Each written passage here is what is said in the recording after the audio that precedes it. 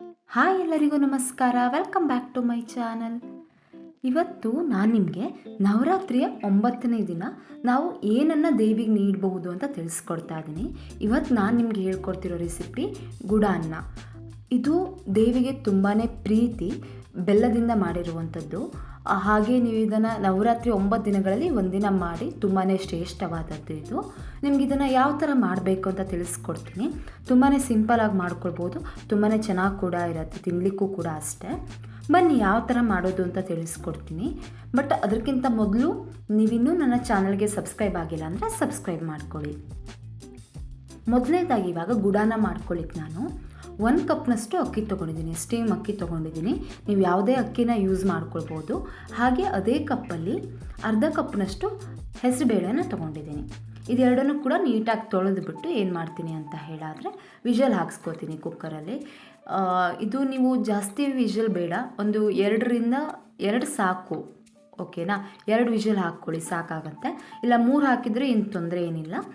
ಇದನ್ನು ಸೈಡಲ್ಲಿ ಇಟ್ಬಿಟ್ಟು ವಿಷಲ್ ಆದಮೇಲೆ ಈಗ ನಾನು ಒಂದು ಪಾತ್ರೆಗೆ 1 ಕಪ್ನಷ್ಟು ಬೆಲ್ಲ ತೊಗೊಂಡಿದ್ದೀನಿ. ಫುಲ್ ಇದೆ ಬೆಲ್ಲ, 1 ಕಪ್ನಷ್ಟು ಫುಲ್ ತೊಗೊಳ್ಳಿ.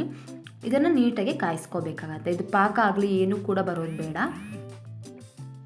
ನೋಡಿ ಈ ಥರ ಇದಕ್ಕೆ ಸ್ವಲ್ಪ ನೀರು ಹಾಕಿ, ಅಂದರೆ ಅದು ನೆನಿಬೇಕಲ್ವ, ಅಷ್ಟೇ ನೀರನ್ನು ಹಾಕಿಬಿಟ್ಟು ನೀಟಾಗಿ ಇದನ್ನು ಕಾಯ್ಲಿಕ್ಕೆ ಬಿಡಬೇಕಾಗತ್ತೆ, ನಾವು ಕಾಯಬೇಕಾಗತ್ತೆ. ಬಟ್ ಪಾಕ ಎಲ್ಲ ಏನು ಬರೋ ಅವಶ್ಯಕತೆ ಇರೋದಿಲ್ಲ. ನೋಡಿ ಈ ಥರ ಚೆನ್ನಾಗಿ ಕಾಯಬೇಕಾಗತ್ತೆ.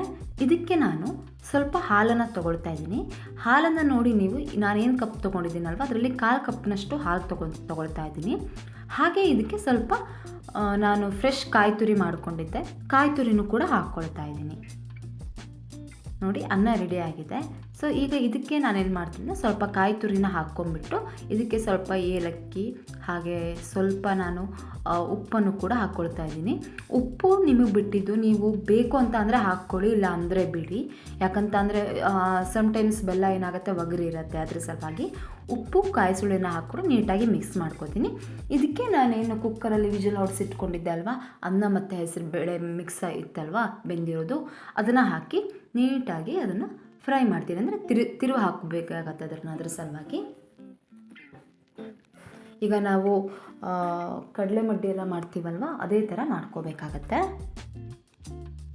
ನೋಡಿ ಸುಮಾರು ಹೊತ್ತು ಒಂದು 5ರಿಂದ 10 ನಿಮಿಷ ಮಾಡ್ಕೊಳ್ಳಿ ಸಾಕು, ಜಾಸ್ತಿ ಏನು ಬೇಡ. ಇದನ್ನು ತುಂಬಾ ಸಿಂಪಲಾಗಿ ಮಾಡ್ಬೋದು ನಾವು. ಹಾಗೆ ನಿಮಗೆ ಕಡಿಮೆ ಟೈಮ್ ಇದೆ ಅಂತ ಹೇಳಿದ್ರೆ ಇದನ್ನು ಕೂಡ ಮಾಡ್ಕೊಳ್ಬೋದು.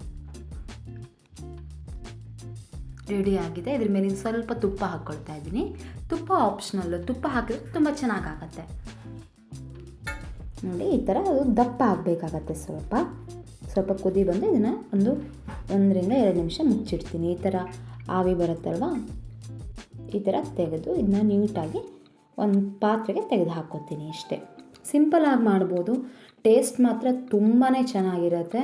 ಒಂದ್ಸಲ ಟ್ರೈ ಮಾಡಿ ಎಲ್ಲರೂ ಕೂಡ. ಹಾಗೆ ಟ್ರೈ ಮಾಡಿ ಹೇಗಿತ್ತಂತ ಕಾಮೆಂಟ್ ಬಾಕ್ಸ್ನಲ್ಲಿ ತಿಳಿಸ್ಕೊಡಿ. ಇದನ್ನು ನೀವು ನವರಾತ್ರಿಯ 9 ದಿನದಲ್ಲಿ ಒಂದಿನ ಮಾಡಲೇಬೇಕಾಗತ್ತೆ. ಇದನ್ನು ನೋಡಿ, ಇದನ್ನು ಒಂದು ಪ್ಲೇಟ್ಗೆ ಹಾಕ್ಕೊಳ್ತಾ ಇದ್ದೀನಿ. ನೋಡಿ ಎಷ್ಟು ಚೆನ್ನಾಗಾಗಿದೆ ಅಂತ ಹೇಳಿ.